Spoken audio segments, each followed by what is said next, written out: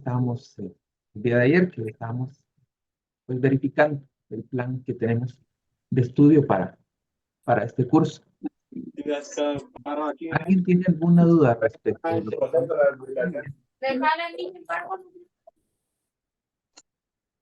Pues estamos a la orden para poder aclarar esas dudas.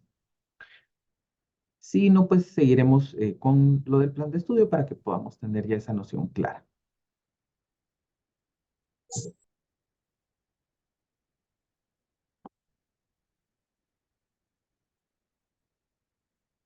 Muy buenas noches a todos. Bienvenidos. Bueno, como les comentaba el día de ayer, vamos a tener dividido en unidades nuestro curso. Nuestra primera unidad va a ir enfocada a esas herramientas informáticas para las ciencias jurídicas. Vamos a la descripción funcional de estas herramientas necesarias, como lo va a ser el hardware, lo que es referente a Office, a Internet en sí, que es esa interconexión mundial de computadoras por medio de redes.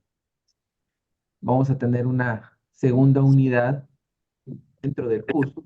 Vamos a hablar específicamente de la informática jurídica, esa relación de la informática con las distintas ramas del derecho. Primera unidad, herramientas informáticas básicas para las ciencias. No es después de comer. Como objeto del derecho, como instrumento del derecho, y la regulación jurídica que tiene la informática actualmente dentro de nuestro medio. Si bien es cierto, a nivel mundial se tiene como parámetro básico el Convenio de Budapest sobre las tecnologías, es también necesario aclarar que en Guatemala no tenemos totalmente implementado dicho convenio, pero sí, poco a poco se han dado los avances necesarios, no para reglamentar la Internet y en sí los elementos propios de la tecnología, porque recordemos, estos elementos necesitan de una persona que los utilice y ejecute las acciones, pero sí podemos regular la conducta humana que va determinada dentro de el uso de la informática y de todos esos elementos de la tecnología de información y comunicación que diariamente utilizamos. Es más, el uso de esta plataforma determina ese uso de la informática y de las herramientas informáticas para la aplicación en las ciencias jurídicas. ¿Y cómo? Pues sencillamente, en este caso, por temas propios de estudio. Si determinamos bien que estamos conectados a la plataforma de Zoom, la cantidad de estudiantes que somos actualmente en Classroom me aparecen ahorita 430. ¿Qué quiere decir esto? Que ya nosotros estamos utilizando una licencia propietaria para poder brindar la clase. La licencia estándar o gratuita de Zoom nos da un máximo de 99 personas y un máximo de 45 minutos por sesión. Sin embargo, la facultad ha adquirido las licencias respectivas para poder brindar una atención personalizada a todos los estudiantes. ¿Y cuándo entra esa regulación? En el momento que se llevó a cabo ese contrato y esa adquisición. Ya se reguló de una forma jurídica Bueno, esa relación que tenemos nosotros con la plataforma. También vamos a determinar lo relativo a la protección jurídica de los datos. Esta es la parte o una de las partes más importantes que tiene la informática jurídica. ¿Y por qué?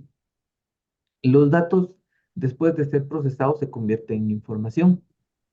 Esa información va a poder ser almacenada o va a poder ser puesta a disposición para su transmisión. Acá es donde nosotros vamos a determinar, a estudiar en sí, el aspecto propio del diario vivir. Una de las leyes más importantes que tenemos nosotros es em, la ley de acceso a la información pública. Permítanme un momento, solo voy a silenciar a unos cuantos personas.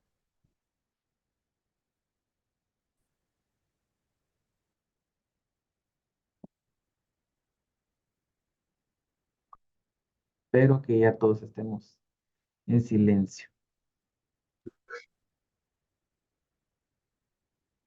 Bueno, pues como les comentaba, el aspecto toral de la informática va referente a la información. Y esa ley de acceso a la información pública es de los principales instrumentos que tenemos nosotros. ¿Y cómo? Aparejada a esta ley, tenemos los derechos que la Constitución nos provee. Y uno de esos principales derechos es el de la inviolabilidad de la correspondencia. ¿Y por qué vamos a esta inviolabilidad? Es sencillo, porque las comunicaciones se equiparan a la correspondencia. Y la comunicación, para poder llevarse a cabo, necesita de la información. Y la información, a su vez, es una serie de datos procesados para poder almacenar o transmitir. Acá es donde se hace esa interrelación de la informática y el derecho constitucional, que como lo hemos dicho, tiene su relación la informática con distintas ramas del derecho. Además de eso, la informática va a ir aparejada al al estarse constituida una Constituida equiparación una equiparación. del derecho a la Internet como el derecho a la libertad de emisión del pensamiento. Esto no está regulado, pero sin embargo se ha establecido por parte de Naciones Unidas como una equiparación a la libertad de emisión del pensamiento, el derecho a la Internet. ¿Y por qué? Por esos aspectos de comunicación que ya existen. Entonces vamos a adentrarnos en ese mundo de la protección jurídica de los datos con esa ley de acceso a la información pública. La protección jurídica de los programas, como se comenta en el aspecto propio ya del derecho penal y del derecho de autor. Los programas están protegidos jurídicamente por la Ley de Derechos de Autor y Derechos Conexos. Y solo podemos utilizar un programa que hayamos adquirido o que se nos haya cedido por parte del denominado autor conforme a la ley. La utilización de un programa sin la autorización debida conlleva una actitud delictiva. Entonces vamos a llegar a ese punto donde existen los blancos, los negros y los grises respecto a la legislación, cuando existen las situaciones de uso, la masificación de las licencias, cómo adquirir licencias y evitar así problemas, tanto nosotros como las empresas que vayamos a asesorar en un futuro. Recuerden que muchos de ustedes serán asesores y necesitan tener esta información para evitar pérdidas económicas a sus representados. Vamos a hablar al respecto del desarrollo de la informática jurídica en Guatemala, cómo se ha llevado a cabo ese proceso de legislación y cómo se están implementando a la fecha esos modelos informáticos, tanto en aspectos registrales como en aspectos de aplicación directa. Tenemos actualmente, en el año 2022, el Congreso determinó el decreto 13-2022. ¿Y esto qué es? Bueno, esto se va a referir a la tramitación del expediente de forma electrónica.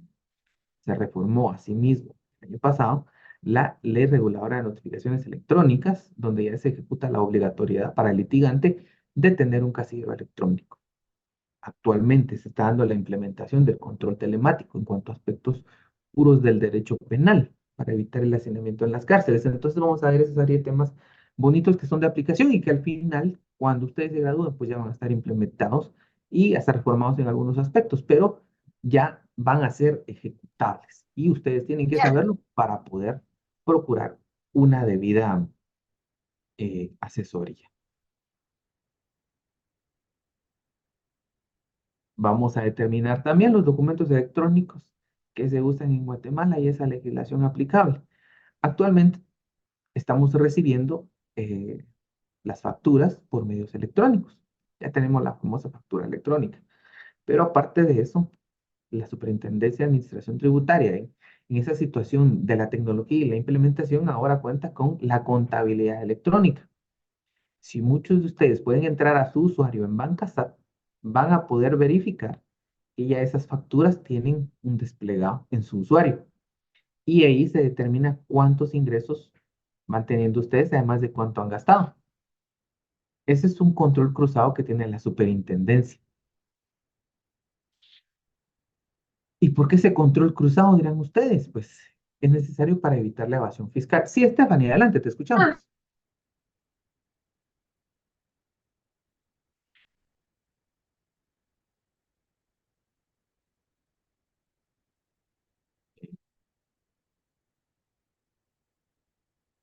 Bueno, creo que a nuestra compañerita se le activó la mano. Entonces vamos a seguir adelante y si tienen la duda, pues estamos a sus órdenes. Bueno, entonces hablábamos sobre ese control cruzado que está haciendo la SAT por medios electrónicos. ¿Y por qué? Porque quieren evitar la evasión fiscal. Obviamente, en el gobierno de Otto Pérez Molina se cometió un error fiscal demasiado grande. Y es que el Estado perdió a todos sus recaudadores indirectos. Con la reforma que se dio al impuesto sobre la renta en dicha administración, las personas empezaron a dejar de pedir facturas. Y es que no les representaba un beneficio como lo era la aplicación del crédito fiscal directo. Ok, Rolando nos hace una pregunta y la vamos a resolver de una vez. Nos dice el del control telemático en la práctica todavía no se está aplicando al 100, creo que lo tiene un reo como prueba. No, actualmente ya hay 16 personas, no, 14 personas con ese dispositivo. Recuerden, y esto lo vamos a ver en una clase específica, pero se los voy a hablar así rapidito. El dispositivo telemático tiene que tener ciertas características para que les pueda ser brindada esa vida. ¿Para qué se necesita tener ese control telemático y qué características debemos de tener? Muchos jueces, pues yo lo voy a ser muy honesto, mi distinguido Andy, carísimo como tal va a depender de cuánto la persona valore su libertad, porque realmente hay un apartado en la ley. Vamos a explicar, extender un poquito solo para que nuestro amigo lo tenga más claro. Hay un apartado propio en la ley que establece que para aquel que no pueda costearlo, puede hacer la solicitud de que el Estado se lo costee. Ahora, sí, como nos dice nuestro distinguido compañero Nelson acá, solo para ciertos delitos, claro. Es que tampoco podemos otorgar el control telemático a alguien que cometió un femicidio, un asesinato, a alguien que secuestró. O sea, ahí no es aplicable. Hay delitos que atentan directamente contra bienes jurídicos tutelados, consagrados en la Constitución como supremos, que no van a permitir esa aplicación. Sin embargo, les voy a poner un caso así rapidito, caso flash. Ustedes son conductores, ustedes están de buena fe, están trabajando y por una situación del destino, una persona debajo de una pasarela se les atraviesa.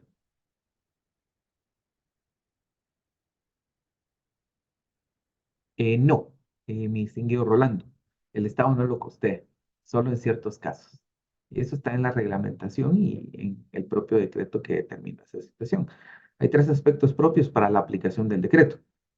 Y como les digo, tenemos una clase completa solo para eso. Pero aquí los voy resolviendo las pequeñas dudas que tenemos respecto a esos aspectos. Y ahora, volviendo a este caso, resulta que ustedes actúan de buena fe, están trabajando eh, y tuvieron este incidente. Es posible que al calor de los nervios ustedes se nos alteren, no puedan pedir a un abogado que les haga un arresto domiciliario y resulta que la policía viene y los consigna a tribunales. Entonces ustedes pueden solicitarle a su abogado que solicite, además de ese arresto domiciliario, que se pueda hacer con un control telemático. ¿Para qué? Para que tanto el sistema como ustedes tengan la seguridad de que van a comparecer a juicio. El dispositivo telemático tiene certificaciones contra el agua, entonces hasta se pueden bañar con él.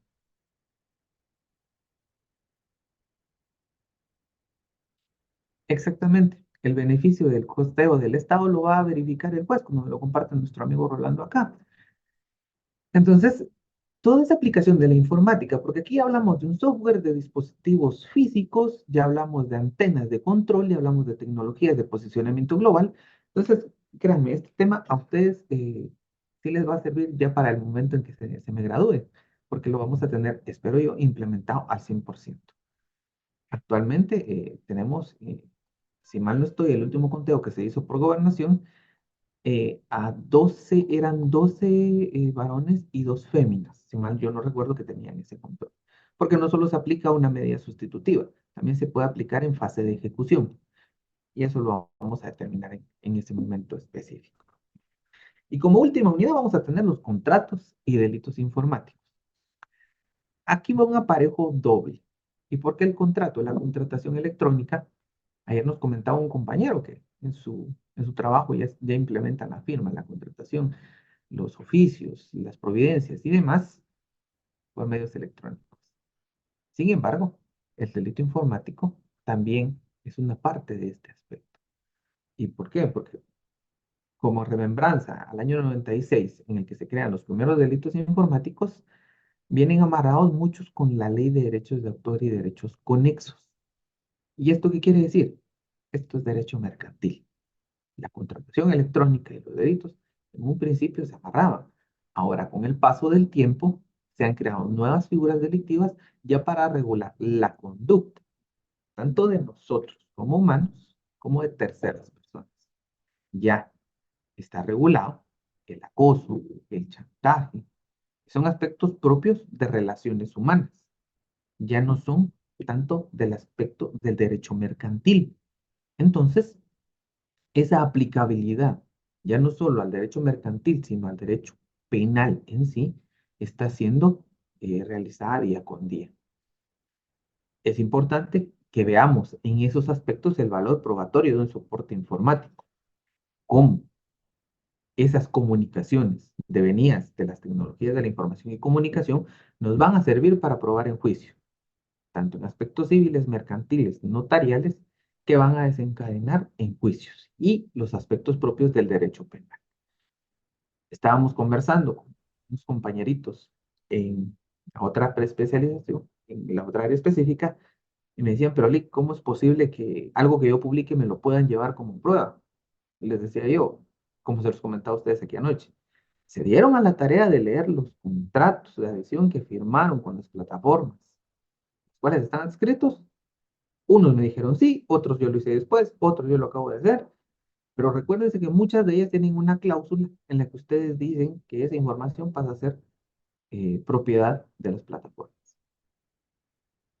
Por eso es que hay que tener un poco de cuidado con lo que se pone y lo que se quita. No se trata de limitar el derecho de la libre expresión, pero acá cuando hablamos del valor probatorio de la informática y de las tecnologías de la comunicación y esa información que está ahí, también genera una responsabilidad y es una responsabilidad de uso. Esto es como la propiedad. El uso, goce y disposición lo tienen ustedes, pero los que tienen el límite de eso también son ustedes. Y eso es lo que vamos a ver en ese valor probatorio, en el contexto guatemalteco y en un contexto netamente internacional. ¿Y por qué? Porque recordemos que los contratos electrónicos y la firma electrónica no va a tener una validez solamente en Guatemala. Si hay legislación aplicable en distintos países del mundo que es congruente con la legislación guatemalteca, van a poder aplicarse esas situaciones.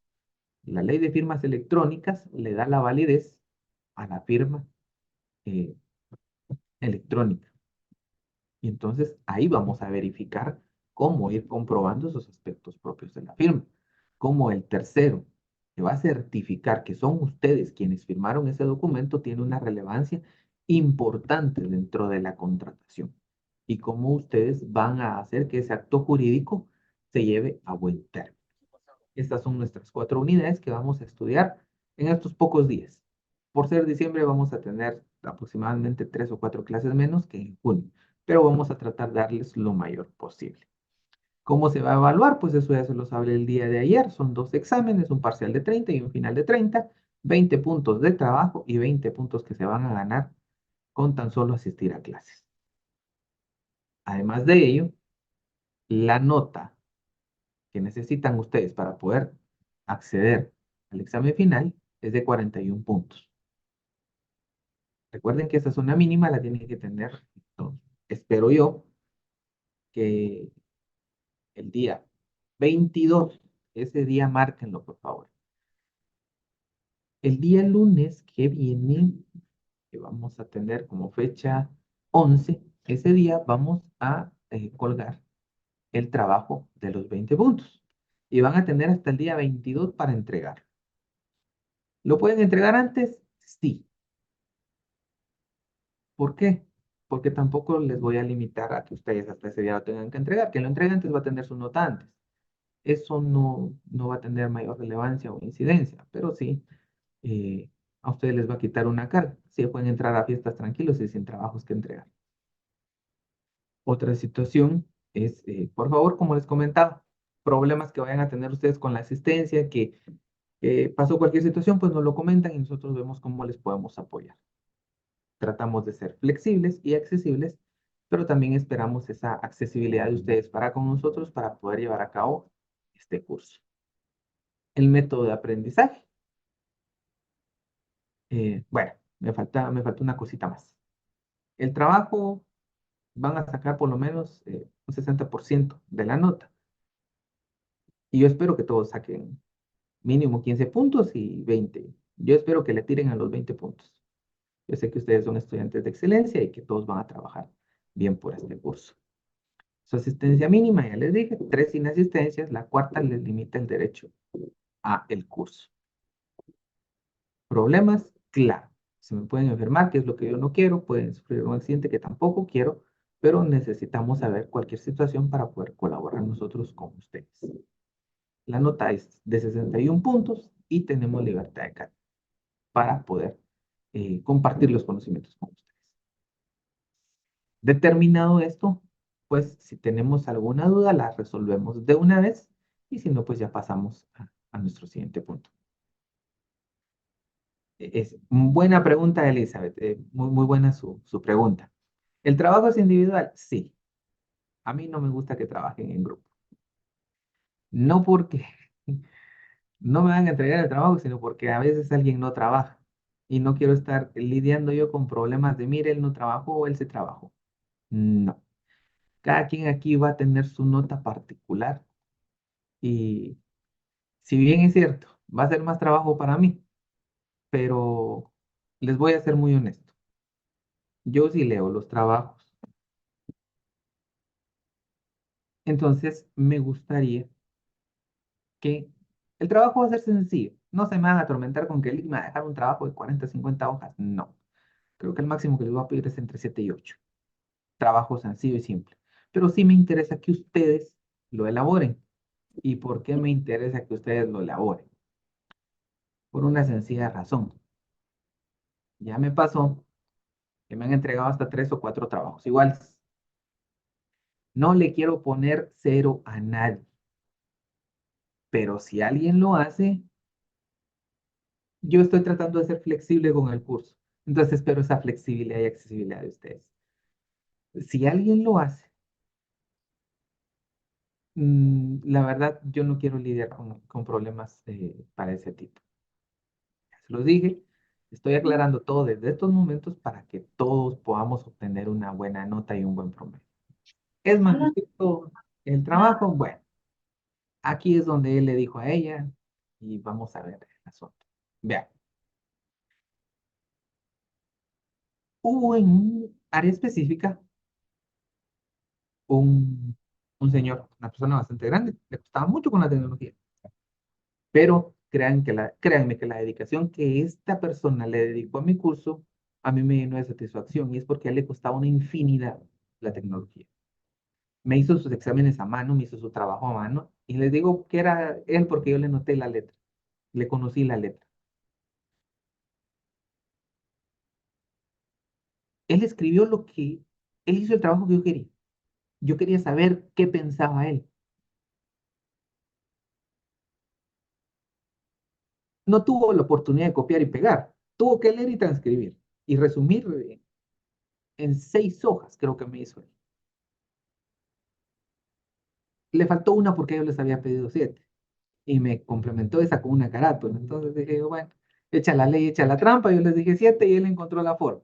Ahí sí que yo no podía reclamar nada. Pero lo que a mí me sorprendió fue la conclusión y la recomendación que él me da respecto en ese trabajo. Porque la conclusión de todos era si es bueno o no es bueno. Él no.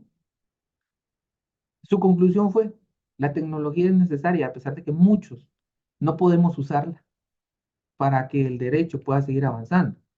Él fue muy consciente de sus debilidades, pero fue muy consciente de la necesidad que existe de que la informática entre de lleno al campo del derecho para evitar atrasos. Entonces les digo, 4 trabajos de copiar y pegar que eran el mismo versus un trabajo manuscrito. Yo no les voy a pedir que lo hagan manuscrito. Entiendo que muchos tienen hasta facilidad para escribir a máquina, para escribir a computadora, para escribir en el teléfono. No les voy a limitar sus capacidades. Yo trato de que potencien sus virtudes.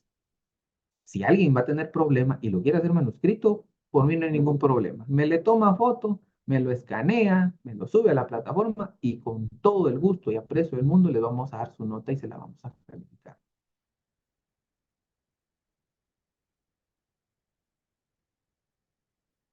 Esas instrucciones, mi distinguida Lili, se las vamos a dar, se las vamos a colgar el día lunes.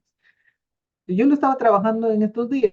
Les pongo el lunes porque tengo algunos compromisos, pero si yo puedo el día viernes cargar las instrucciones, créanme que con todo gusto el día viernes van a tener ya cargadas las instrucciones.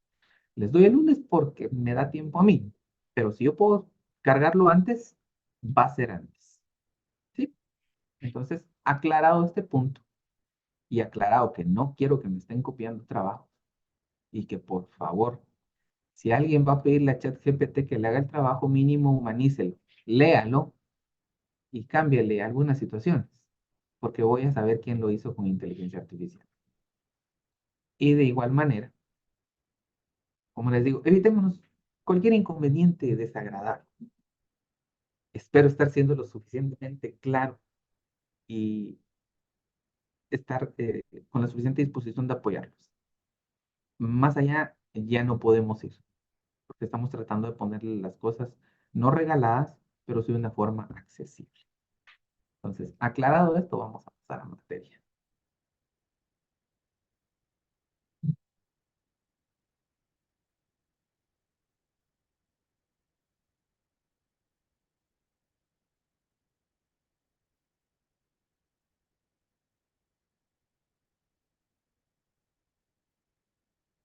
Permiten que me corra un poquito.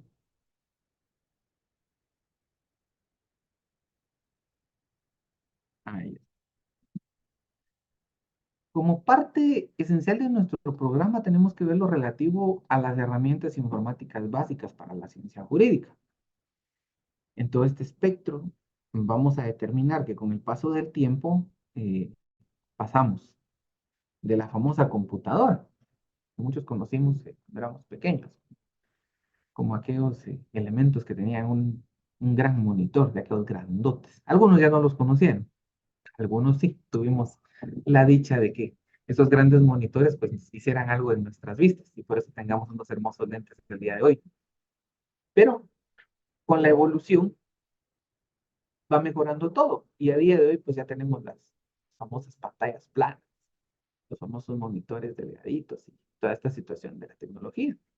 Pero como un inicio, la computadora es elemento material tangible, electrónico, que se compone de esas partes físicas y esas partes intangibles, lo que se denomina el hardware y el software como esos elementos básicos de la computadora, eran unas grandes cajas. Lo que ahora podemos ver, inclusive computadoras que dentro del monitor llevan todos los elementos para poder funcionar.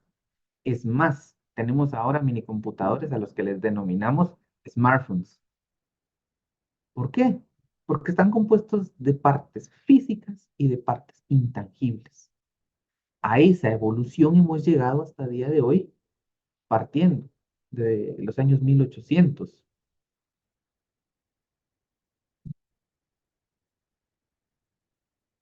Nos comparte aquí nuestra compañera Elizabeth los elementos internos. Bueno, es más interno en cuanto a la aplicabilidad, pero en sí, el elemento físico va desde las partes, componentes elementales que sirven precisamente para hacer funcionar todo ese software, que es toda la programación que tiene un computador, que tiene un smartphone, que tiene una tablet y cualquier dispositivo que nos permita conectarnos con el mundo. Para ahí vamos, mi distinguido Axel. Exactamente, ya entramos donde van los sistemas. Ese software de sistemas o esos software de aplicaciones también. Vamos a ir al hardware, que son, como les decía, esos componentes físicos que forman parte de un computador. Y vamos a denominar la tarjeta madre, o la famosa motherboard, como se conoce. En cuanto a los elementos móviles o dispositivos móviles, es lo que en Guatemala muchos habremos escuchado decir algún técnico, la famosa placa. Se le quemó la placa al teléfono, se te mojó la placa. Eso es la famosa placa. una motherboard o tarjeta madre en un dispositivo móvil. El CPU o el microprocesador, como se le conoce en español. De este microprocesador, recordemos que existen en varias empresas alrededor del mundo que tienen, podríamos decir un monopolio, pero es un monopolio aparente. ¿Y por qué? Porque la aplicación de la tecnología nos ha llevado a ser reyes en ese mercado. A ese respecto, tenemos en la actualidad 4 empresas que reinan. ¿Cuáles son? Qualcomm, que es el líder mundial en cuanto a microprocesadores, en cuanto a aspectos móviles, a Intel y AMD, que por el paso de los años se han ido distribuyendo ese rol. Intel dominó el mercado durante muchos años, sin embargo, en una jugada muy audaz de la CEO de AMD, diseñaron la arquitectura que ellos denominaron como Ryzen, que vino a dar pelea por unos años a Intel con sus procesadores, pero esa pelea nos benefició a todos. Precios más contenidos, precios más baratos y mejores equipos. Y MediaTek, que ha rivalizado con Qualcomm en el segmento móvil. También tenemos por su propia parte a Apple con sus procesadores nativos y propios para esos teléfonos, esos iPhone. Podríamos decir que Razer está compitiendo, pero Razer tiene un problema que no es que no sea bueno. Razer es muy bueno, incluso yo tengo dispositivo Razer para mí, pero la fidelidad, que hay que ser muy honesto, se le reconoce al usuario de Apple es bastante grande. Entonces, hay que entender esa situación de mercado que Apple ha fidelizado a sus usuarios y aunque sus procesadores no sean los más potentes del mercado, por la fidelización que tienen, siguen siendo un gran segmento en cuanto a la utilización de sus procesadores nativos.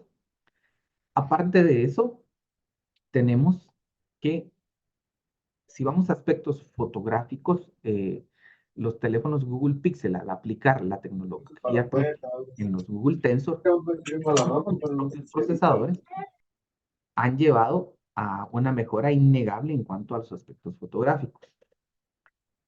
Muchos tienen la pelea de que quién tiene el mejor teléfono para fotos, y no es ni Samsung ni es Apple, sino es Google, con sus teléfonos Pixel y la forma en que han sacado la mejor ventaja de ese procesador. No es que solo los dos teléfonos sean malos, son buenísimos, pero vamos a relación costo-beneficio, es bastante grande. Entonces, el procesador que ustedes usen va a ser bueno siempre y cuando lo utilicen para aprender y para todas las cosas que a ustedes les guste. No, no hay uno más ni menos, sino que es lo que nosotros podamos obtener en el día con lo que nosotros tenemos. Exacto, mi distinguido Yoshua, esos Ryzen 9 ahora están buenos para esta época donde hay bastante frío. Pero sí, como les digo, es una competencia. Un año una empresa saca un buen procesador, otro año otra empresa, y al final el que debe de ser beneficiado somos nosotros, los clientes, para que no nos cobren tan caro, porque ellos ya tienen suficiente dinero. Pasamos a esas unidades de almacenamiento, lo que decimos los discos duros, o cuando le preguntan a uno, ¿y tu teléfono cuánta memoria es? Ah, el 128, 256, yo tengo uno de 512. Ese almacenamiento es el que está contenido desde pequeños discos hasta unidades más grandes. Las unidades de almacenamiento en su tiempo fueron mecánicas en su gran mayoría, pero actualmente la distribución de discos que se denominan discos de estado sólido ha sido una gran ventaja por la velocidad a la que procesan la información. Aparte de eso, ya pasaremos al sistema de software, pero un determinado sistema hizo que una gran cantidad de discos duros a nivel mundial se fundieran. Entonces, eh, felicidades por ese Windows 98. Créanme que fue una maravilla en su tiempo. Tenemos además de eso las memorias RAM. Algunos de ustedes habrán visto en las publicidades de los teléfonos que les dicen 8 de memoria RAM y 2 más. Realmente esto es pura publicidad. Lo único que van a tener son 8 de memoria RAM y esto es para poder virtualizar en tiempo real la información y que el sistema pueda operarlo de una manera más rápida, de una manera eficaz. Las famosas fuentes de poder. Bueno, en las computadoras de escritorio sí tenemos unas fuentes de poder dedicadas para brindarle energía a todos los dispositivos que ya hemos ido mencionando. En los dispositivos móviles y así como en las laptops, ya tenemos baterías, que son lo que vendría a ser esa famosa fuente de poder. En las laptops hay una situación híbrida, lo que en dispositivos móviles ya no se da porque nadie va a usar su dispositivo móvil conectado a un toma corriente, ¿verdad? Todos cargamos y nos vamos. Y donde encontremos un power bank o una conexión, ahora que los restaurantes nos están dando esa ventaja, pues ahí ponemos a cargar nuestro teléfono. Y como última apreciación, tenemos esos dispositivos de entrada y de salida. ¿Y a qué se refieren esos dispositivos? A las memorias, las micro USB, las memorias RAM, perdón, las memorias USB, los teclados, los mouse, las impresoras, los escáneres, toda esa situación. Exactamente, las USB y las SSD, precisamente ese tipo de memorias.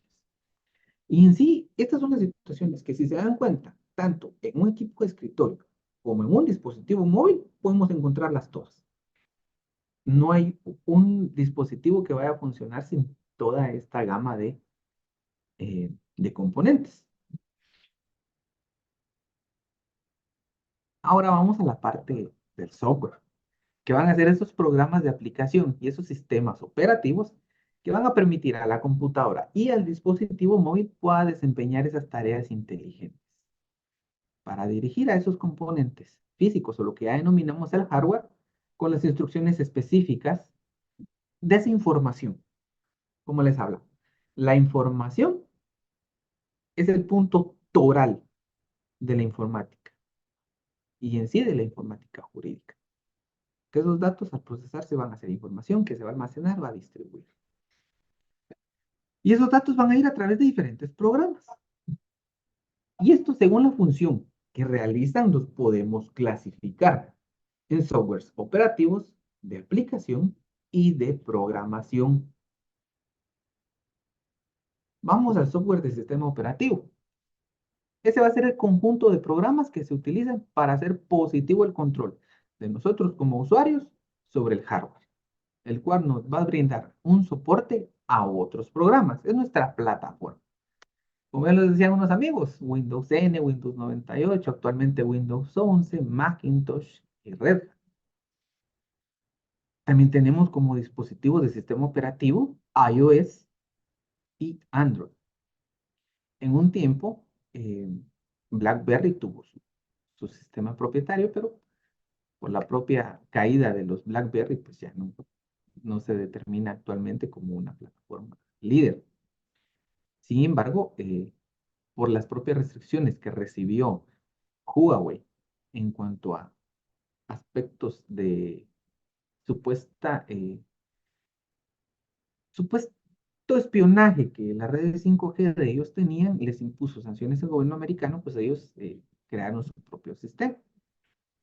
Sin embargo, sí es un poco diferente de como los sistemas eh, que son más amigables como iOS y como Android. Entonces, es a tener en cuenta estas situaciones. El software de aplicación, que van a ser esos programas desarrollados. Sí, mi distinguido Joshua, la supuestamente de información, pero creo que aquí todos ya tenemos nuestra información regalada de manera voluntaria mediante el haber introducido nuestros datos en algunas plataformas. Lamentablemente es así, y eso no lo podemos negar. Seguimos con el software de aplicación. Aquí vamos a ver que ya es el ejecutar tareas, esas aplicaciones que nos van a servir para el diario vivir.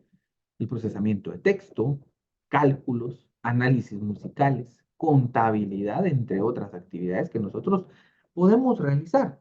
También podemos editar fotos, podemos editar videos, podemos crear documentos PDF, podemos, dentro de este cálculo, podemos determinar estadísticas, que a la postre, en cuanto a nuestro curso, nos va a ser bastante importante, como les decía. Venimos a clase, tenemos nuestras asistencias y tenemos nuestros puntos. Entonces, Mediante una aplicación de cálculo vamos a hacer esta situación. El software de programación. Y este es manejo exacto. Por ahí vamos, mi distinguido Axel. El software de programación. Herramientas que permiten a los desarrolladores informáticos la creación de aplicaciones. Ese software en sí. Con base en determinadas alternativas y lenguajes de programación. Acá les tenemos como ejemplo C++, Java, PHP, pero también tenemos como alternativas y como el boom, ya que nuestro amigo nos habla de MySQL, Python es el boom ahorita entre el mundo de la programación. Es bastante asequible y hay bastante material para poder aprender sobre dicha herramienta.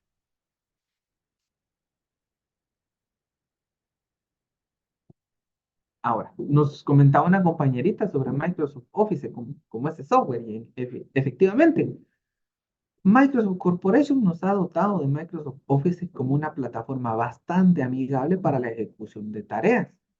¿Y por qué bastante amigable? Porque va a permitir la automatización de la actividad del hogar y de la oficina. ¿Y dónde nos sirve a nosotros? En la oficina. Ustedes hacen una escritura, abren su procesador de texto, lo escriben, crean el macro o lo bajan de internet y pueden imprimir su papel protocolo. Y van a tener sus contactos, las famosas escrituritas. Ustedes necesitan hacer su acta de matrimonio, la elaboran, la imprimen en su hojita bond, van a casar a las personas y regresan y ya lo ingresamos a nuestro protocolo. Entonces, Office nos va a llevar a esa situación. Este software fue creado bajo los estándares de la Microsoft Corporation que se fundó en el año 75. Y tenemos como aplicaciones básicas de este Word que ya hablábamos, del procesamiento de texto, que es esa aplicación ofimática. ¿Y cuál es su función principal? Procesar texto. Le podemos cambiar letra, le podemos cambiar el tamaño, nos corrige la ortografía y lo más importante, es amigable con todos nosotros. Lo podemos usar de manera fácil y bastante simple. Inclusive, muchos de ustedes cuando realizan su tesis, Word ahora tiene los aspectos propios para verificar si hay plagio. El licenciado, pero mire, yo mi tesis la voy a escribir yo. Eso está bien. Google Docs también es muy bueno. A mí me gusta bastante también. Sin embargo, por cuestiones de trabajo, las personas compran, bueno, las instituciones o empresas se han ido más por la compra de Microsoft Office. ¿Por qué? Porque es lo que regularmente les enseñan a las personas. Pero tenemos bastante software libre de procesamiento de datos. Excel, la función principal es la operación, la aritmética, la estadística, para facilitar ese desarrollo contable, esa presentación de la interpretación de los datos y ese análisis estadístico. Mucho gusto, Irma. Qué bonito número. Les comento, ahorita en un momento vamos a pasar la asistencia. No se me alteren que todavía tenemos 15 minutos de clase.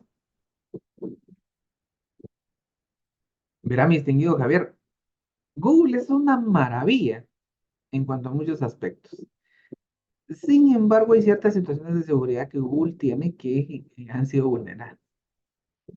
Entonces, no les voy a recomendar una nube en específico, cada quien puede pagar o puede adquirir la que tenga, o si sus instituciones les dan una nube específica, bien por ustedes, pero si tenemos, o sería bueno que tuviéramos un backup de lo que tenemos también en nuestro Drive de Google. Y sí, ese monopolio de Google también les ha jugado un poquito en contra porque les dan bastante duro con intentarse botar sus servidores a cada rato. Y esta hojita, esta aplicación de Excel nos va a servir a nosotros el equipo que compartimos con Fernanda y con la facultad. ¿Por qué? Porque la asistencia que ustedes están marcando en estos momentos mediante el formulario nos va a permitir a nosotros esa descarga de todas sus asistencias. Y ahí nos va a aparecer la hora y el día en que ustedes la marcan. Entonces nosotros de ahí vamos a tomar el dato estadístico y ya vamos a interpretar y darle sus puntos. Nos establece nuestro amigo Manuel para los datos muy sensibles, la programación tradicional. Y sí, Esta es una realidad que no podemos obviar. Eh, Vean, los datos, como se los compartía, en la protección de los datos tenemos un sinfín de ventajas. ¿Por qué? Ahora tenemos la disponibilidad de licencias OEM para tener un sitio de manera legal. Y eso nos brinda un acceso a la nube de Microsoft relativamente amplio. Si mal no recuerdo, son 55 gigas de información. Entonces, las licencias OEM las están consiguiendo en el mercado a partir de 250 quetzales, más o menos. Si no estoy mal en el cálculo, creo que es más baratas. Todo depende de dónde las adquieran. Pero no es como, miren, aquí tenemos a un amigo que 50 las está vendiendo. Él se está haciendo promoción, yo no estoy diciendo que se las compren, ustedes deciden con quién comprar. Pero tener esas disponibilidades a nosotros, el tema de hoy, ya estamos hablando sobre las herramientas informáticas que se aplican al derecho. Pongámosle así el tema de hoy, herramientas informáticas que se aplican al derecho. Los voy a teclear por acá. Herramientas informáticas que se aplican al derecho. Licky, para los que llenamos con el tema que puso la compañera Fernanda. Mire, la asistencia les va a marcar el día de hoy. A nosotros nos va a marcar el día y la hora. ¿Sí? Cualquiera de los dos que pongan está bien. Que vamos a tomar el balance y esa estadística mediante nuestra hojita de Excel. ¿Sí? Gracias, Entonces, Licky. sí, no tenga pena. Aquí su día y su hora están marcados. La tecnología nos permite saber quién estuvo y quién no estuvo. Bueno, pasamos a PowerPoint, que nos va a permitir la creación de presentaciones visuales, las cuales van a incluir texto, sonido, video, imagen. Para muestra un botón, lo que tenemos proyectado. Y Outlook, que permite la transmisión de información por medio de redes informáticas. Hay muchas personas, muchas entidades, muchas empresas que atan su dirección de correo personal a Outlook para que se haga ahí una interconexión. Se hace por efectos prácticos. Institucionalmente en Guatemala, varias instituciones tienen su tráfico por medio de Outlook. Entonces, es una herramienta más que tenemos en cuanto a la informática. Bueno, pasamos a las tecnologías de la información y comunicación, las famosísimas TICs, como se conocen. Y estas son el resultado de poner esa interacción informática y las telecomunicaciones. Es cuando ya se une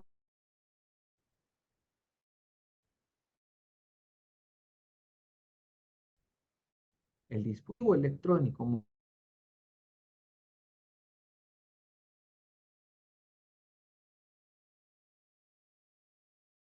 donde ya, yo que estoy, ¿y con qué fin? Aquí ya no vamos a hacer un procesamiento en esta interacción que tenemos, aquí ya estamos haciendo la transmisión.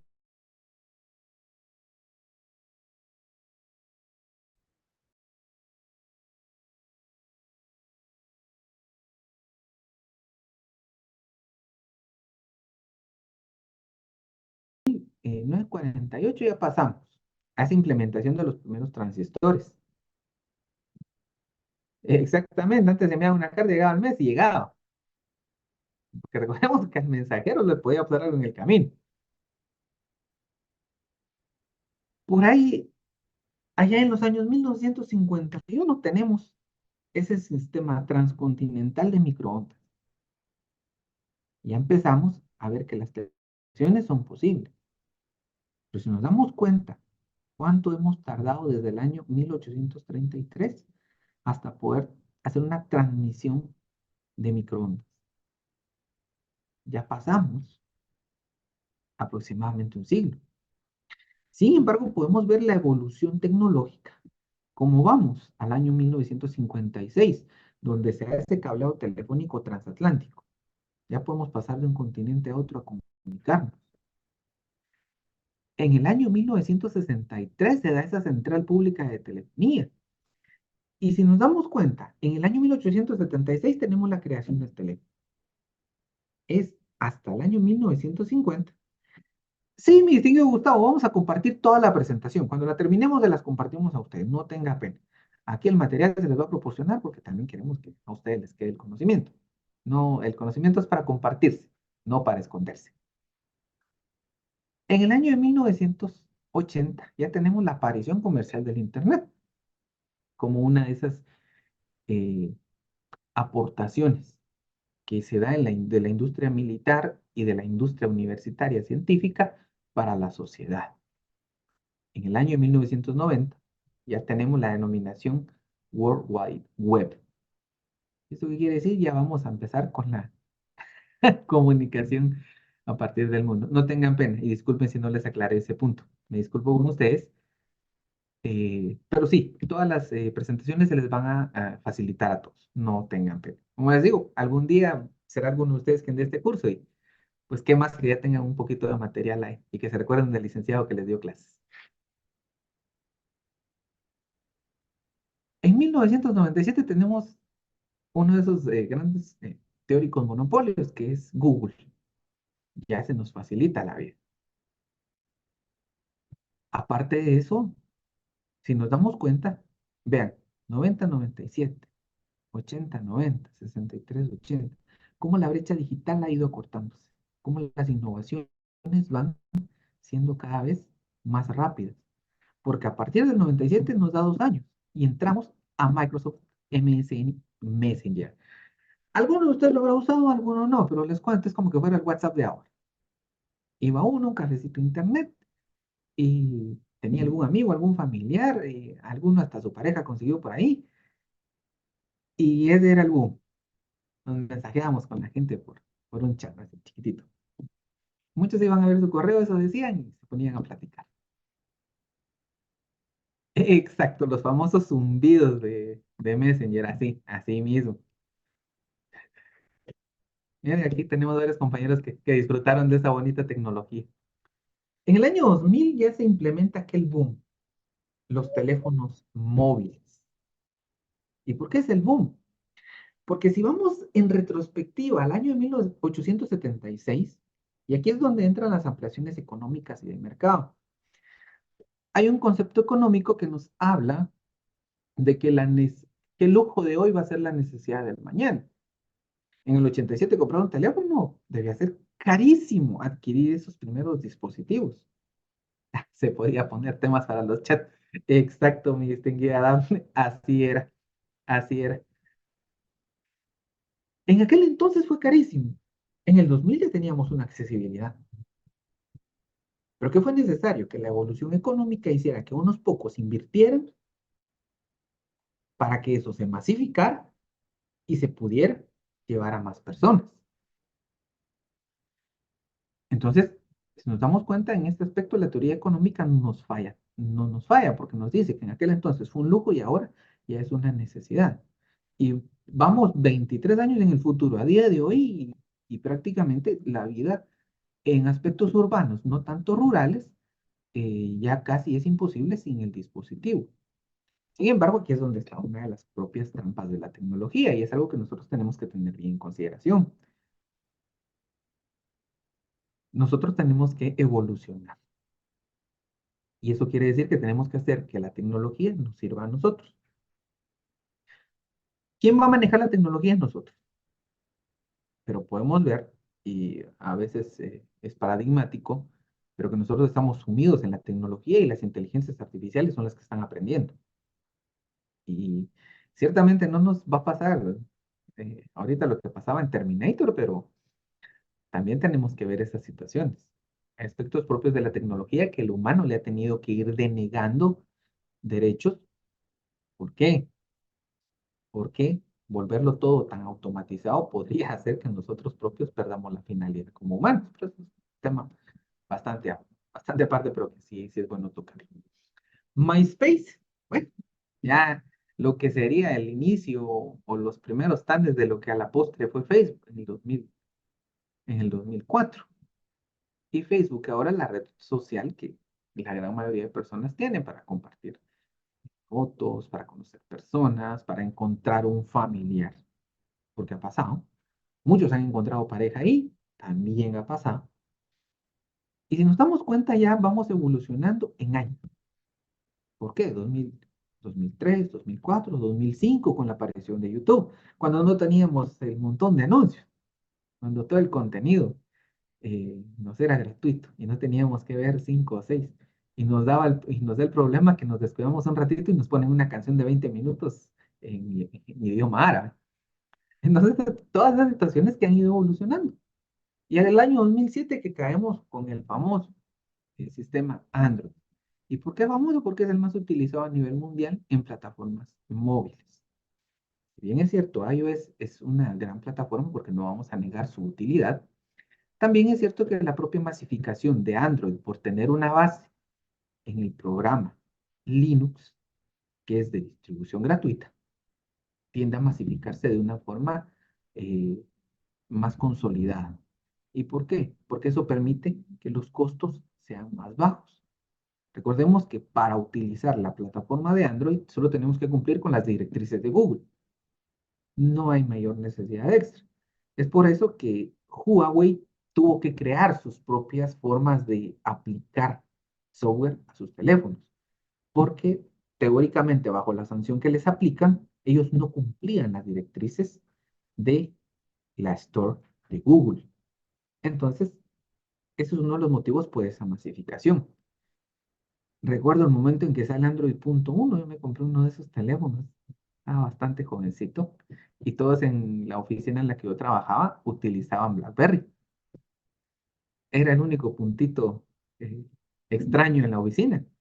Pero posteriormente, un año después, todos habían mudado a Android porque BlackBerry ya había empezado a perder terreno. Estamos hablando que en términos de un año BlackBerry se fue en picada. Y